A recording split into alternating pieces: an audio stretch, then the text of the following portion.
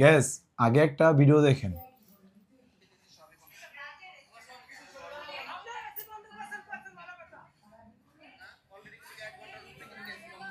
হ্যাঁ, ওকে। এই ভিডিওটা নিয়ে আরো অনেক ভিডিও আছে আমার, সোহার স্টেজ বাংলা মানে যাবতীয় আরো অনেক কিছু, একটা ভিডিও, কয়েকটা ভিডিও সোশ্যাল মিডিয়াতে ভাইরাল হয়েছে। আর সবাই খালি কমেন্টে জিজ্ঞাসা করতেছেন কি হয়েছে। ঠিক আছে, মূলত কি হয়েছে, কালকে সোহার বার্থডেতে কি ঝামেলা হয়েছে সবকিছু এই ভিডিওতে আপনাদের ক্লিয়ার করতেছি।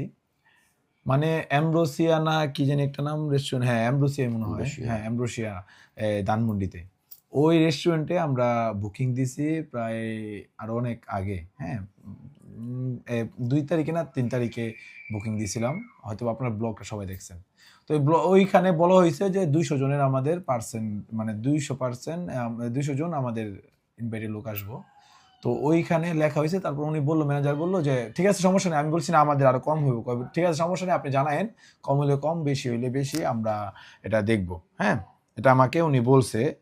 তো উনাকে আমি তারপর থেকে আমাদের লোকজন কম হইছে, আমি দেখেন কার্ড বানাইছি, মেসেজ দিছি, কত কোনো রিপ্লাই নাই।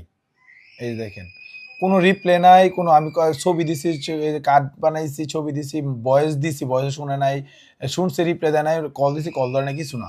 হ্যাঁ, আমি ওনাকে বলার জন্য যে আমাদের লোক 130 জন হবে।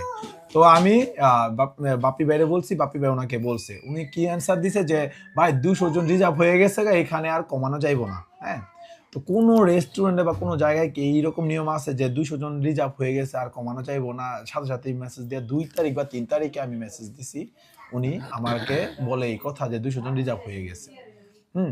তো কালকে আমাদের থেকে 70 জনের পেমেন্ট বেশি নিয়েছে, ওইটা বড় কথা না। ঠিক আছে, ওনারা বলতেছে এক্সকিউজ দেয়া খাইতেছে, আমাদের 4000 টাকা ডিসকাউন্ট দেয়, 70,000 টাকা দেয়, 4000 টাকা ডিসকাউন্ট দেয়।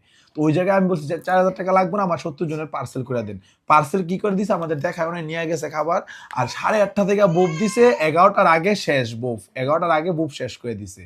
তো তারপরে আমাদের পার্সেল করেছে। তারপরে ভাঙ্গাচুরাটা কেন হয়েছে আমরা কিছু আমরা মাইন্ড করে টাকা দিচ্ছি, সবকিছু আমরা মাইন্ড করি, আমরা একটু এনজয় করতে কিছু ওইখানে। আমরা ডিজে নিছি, মিক্সার নিয়ে কিচ্ছু বাজাতে দেয় নাই। তো আমরা জাস্ট আমরা নাচতেছি, ওর মধ্যে টাস করে কারেন্টটা বন্ধ করে দিছে। কারেন্টটা বন্ধ করেছে, মিক্সার টিক্সার সব চলতেছে। ওই সময় যদি মিক্সারটা চলে দিত, আমার ওইখানে মিক্সারে ওনার 20 লাখ টাকার উপরে মিক্সার আছে, ওইটার জরিপানা আমার দিতে হইতো।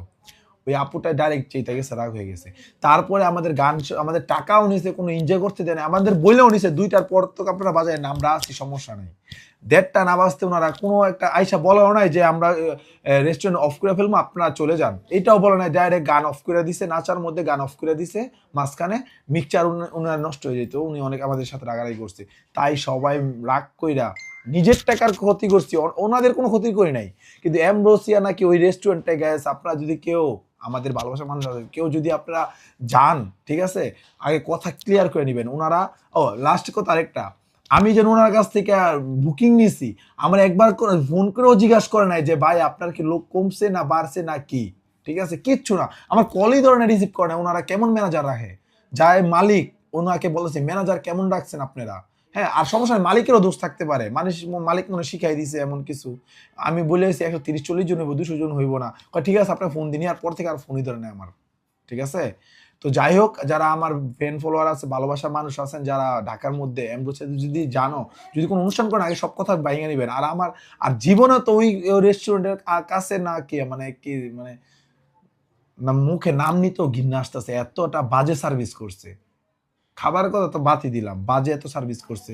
হ্যাঁ, ওনারা কি বলবো, ওনাদের কাছে ওনাদের সেলুট। 3 লাখ 4 লাখ টাকা আমাদের কাছ থেকে নিছে, কোনো সার্ভিসই দেয় নাই।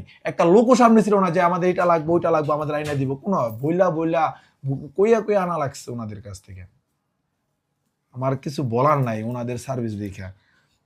ঠিক আছে গ্যাস, তো আপনারা বুঝছেন আমাদের জিনিস আমরা ক্ষতি করছি। রাগে আমাদের গান বন্ধ করে দিছে, মিউজিক অফ করে দিছে, মিক্সার নষ্ট হয়ে যেত, 25 লাখ 20 লাখ টাকা আমার থেকে জরিমানা নিত। অলরেডি আমি 70,000 টাকা জরিমানা দিছি। ঠিক আছে, আমার 70 জন গেস্ট খায় নাই, তারপরে আমার থেকে পেমেন্ট নিছে। তাই বলতেছি যারা ওনাদের কাছে যাবে না, কথা ভাইঙ্গা সবকিছু সুন্দর কইরা, ওনাদের ব্যবহার এত ভালো, আমি অনেক সেলুট জানি ম্যানেজার কাছে। মানে আমরা যেমন কিছুই না, ফোন দিই ফোন ধরে না, রিসিভ করে না, ওনায় আসেও না, ফোনে কথা কয়, আমি ওনাদের দায়িত্ব দিয়েছি ওনার সাথে কথা বলেন। কেমন বড় জমিদার উনি, উনি কি রকম জমিদার হইলে আমাদের কল ধরে না, আমাদের সাথে কথা বলে না। ব্যবহার অনেক লুজ পাই, আপনার কাছে এটা আশা করিনি আমি, ঠিক আছে? তো যাই হোক, সবাই এখন ক্লিয়ার হয়েছেন, বুঝতে পারছেন, আর ভিডিওটা অনেক লং হয়েছে, সবাই ফুল ভিডিও দেখার জন্য অনেক ধন্যবাদ, সবাই ভালো থাকবেন, আর নেগেটিভ কিছু নেবেন না। আমি আমার টাকার কি বলে স্টেজ আসছিল ওইটা ভাঙছি, আমার টাকারটা ভাঙছি, আমি ওনাদের কোনো ক্ষতি করিনি, ঠিক আছে? আমাদের ওইটা মেন্টালিটি আছে, অন্যের ক্ষতি করবো না, নিজের ক্ষতি করবো। ওকে, আল্লাহ হাফিজ।